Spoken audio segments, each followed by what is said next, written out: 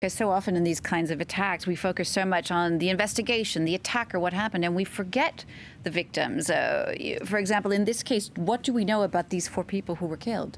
Not much, and that's generally what the president does in those cases. He generally begins his tribute by describing who they were, what their careers were, because obviously they're largely unknown. It's not the first time that Emmanuel Macron is paying tribute to members of the security forces. After his election, a French soldier had been killed in Mali, Albéric Rivetta, who was killed.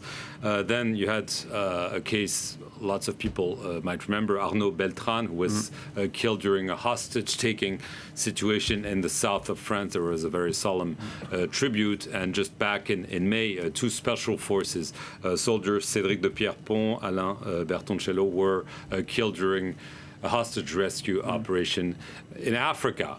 So we've seen a soldier, a member of the gendarmerie, member of the special forces, and now members of the police headquarters. And what's important for Emmanuel Macron is to pay tribute to them. He'll probably talk about what they had done, a more personal trajectory, but also, and that's maybe more political sometimes, to see what he will say, whether he will name names. Because there's been a debate, we can remember it in the US during the Obama years, of how do you describe the enemy? Do you say terrorists? Do you say Islamist terrorists?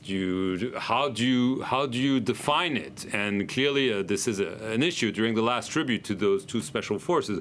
Emmanuel Macron, I'm just looking at my notes right now because I attended this national tribute. He talked about quote unquote Islamist terrorists.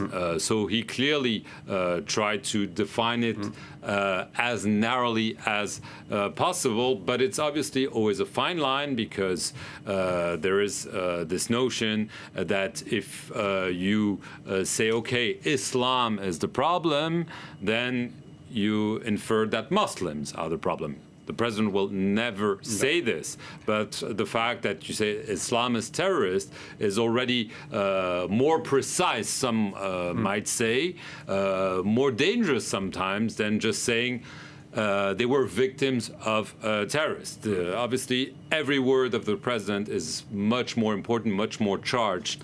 But today, I think the most important part, maybe the most emotional, will be what he says about those 4 individuals killed a few days ago in the heart of Paris.